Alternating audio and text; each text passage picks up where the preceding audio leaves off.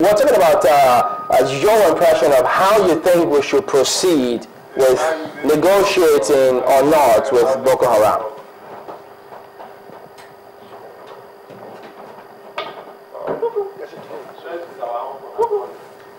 Okay, this is not coming. Can you hear me? Okay. Yes, yeah, I heard that part. Now, go ahead. Okay. You were talking about negotiating with Boko Haram. Yes. Okay. Negotiating with Boko Haram is neither here nor there. And that is because it's not the Nigerian government's fault, but that of Boko Haram. Intelligence shows, or in fact it's in the public domain, that Boko Haram is already fascist.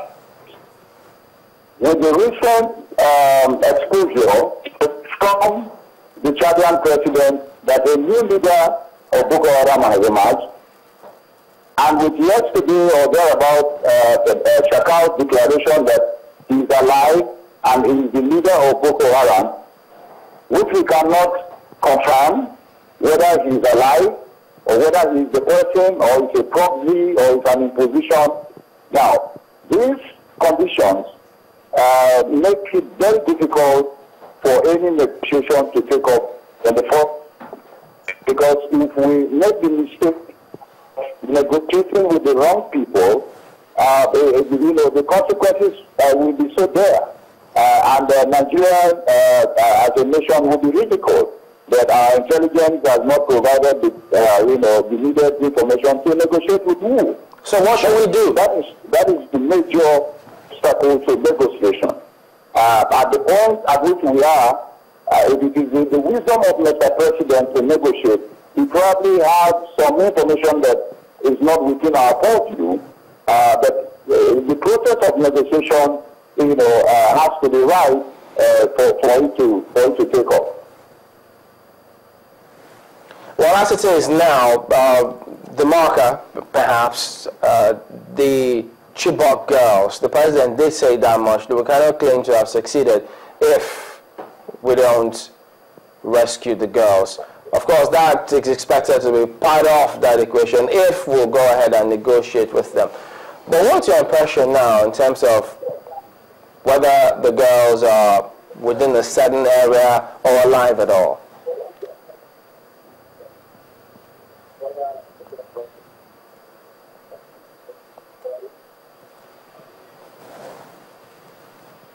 To be candid, I think that is a very serious problem for Nigeria, and I think that because of the way the Chibok girls, started, we became too sentimental. I am a parent, and I must identify with the plight of the parents of the Chibok girls. But as I mentioned, there are certain basic things that we needed to. And I still go back to intelligence. Now, when I talk of intelligence, I'm not only talking of intelligence of the military. I'm talking of intelligence of private investigators, private pressmen, that may have taken it upon themselves to go to Chibok. Up till now, the principal or the Ministry of Education has not said anything to Nigerians with concrete facts of how many girls are missing. The Bring Back Our Girls group themselves, I don't think, has the full list. If you ask them, they will say over 300. Every report, local, international reports, will say over 300 girls, over 200 girls. Why would we say as a nation that we have over 200 girls that are missing? It means we do not even have the number. There are a lot of controversy, and you see, when you don't fill these gaps, it leaves room for speculation and rumors. We, as a nation, we cannot say that, look, 30 girls are missing, 50 girls are missing, 200 girls are missing. These are their names, these are their photographs, these are their parents. We don't even have the full list of parents. I want to start off this controversy on my own, because as a nation we have fail to tell ourselves that these are the number of girls that are missing. We are now all feeding on the false information that Boko Haram girls are kept in Sambisa in one place. I don't think any terrorists that will capture those number of girls will put them in one place for you to go and rescue them. And we are not, if they are in one place with all the satellite technology and all that, we have not been able to, even a previous location that they have occupied, we have not been able to see. And then we play politics with people's lives and say, oh, the military ought to have rescued them. We don't even know where they are. These are the issues. We must carry out this intelligence to find out if they're in one place, if they are in different places. If Boko Haram today wants to negotiate with us and tell us that, look, the girls are in so place, or the girls are still with us, are we going to believe it based on the information they are giving to us? These are the issues.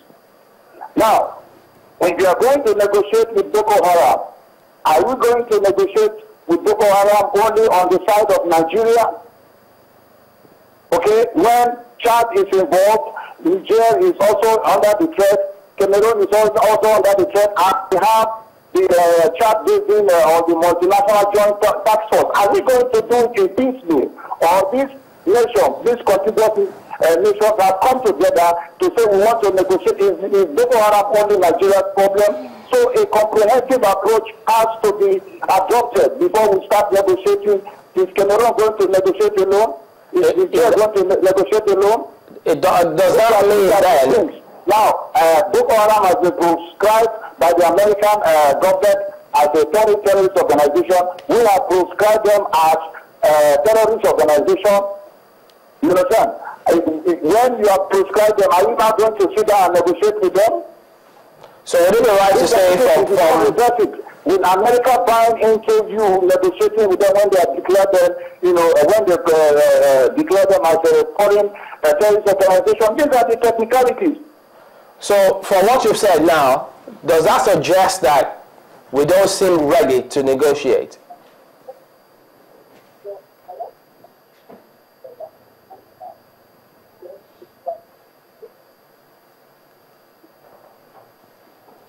As a nation, we may be willing to negotiate for so many reasons, but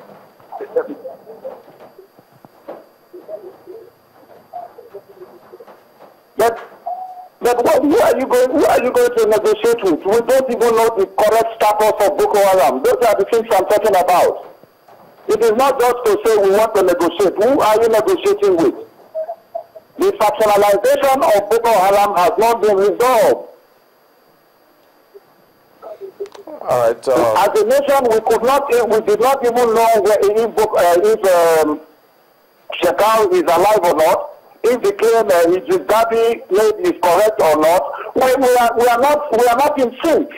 Why will he stay in charge and make such a declaration without even conferring with Nigeria? To me, the visit of Mr. President to Chad has not yielded any positive fruit so far, because he cannot just make an isolated statement, you know, on Boko Haram without even Nigeria being aware of it.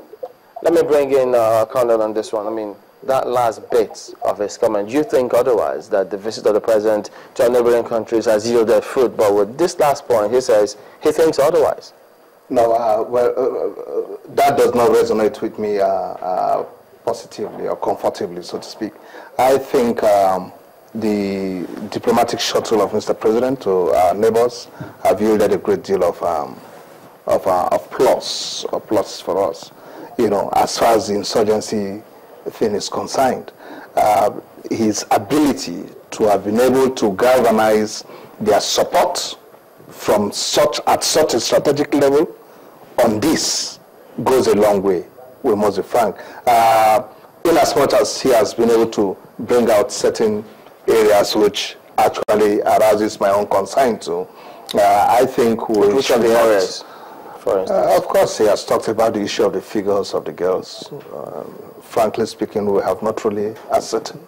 You know, we talked about it before he came on. We were talking about the girls and the amount and the number of suicide bombers who have been females quite lately, and we're talking about the possibility of us doing a DNA to see if we can match with those that are missing. And he's just raised a very important point there.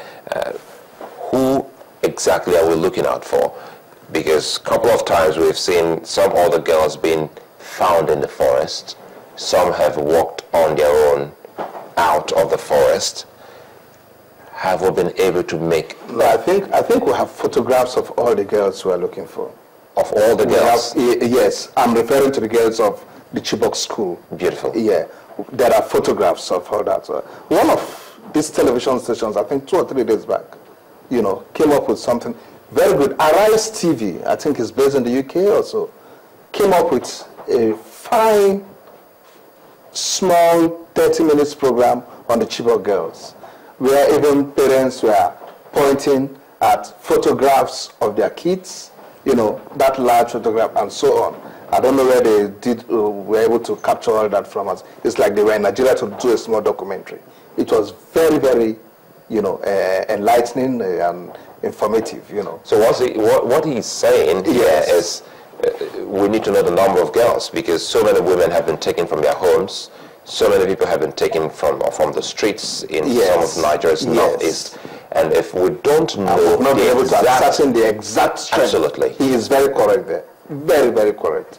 In fact, I was also moved when he got there, because it was a real, he was painting a clear picture. We have not ascertained the strength. Yes, we need to put that in perspective. Right. So we'll have to thank you very much indeed for coming in, Col Hassan Stan-Labo, a retired Army officer, as well as Brigadier Gen Williams Obene, also giving us his perspective on this entire matter. Thank you both for talking to us today. Thanks. We'll be back after the break.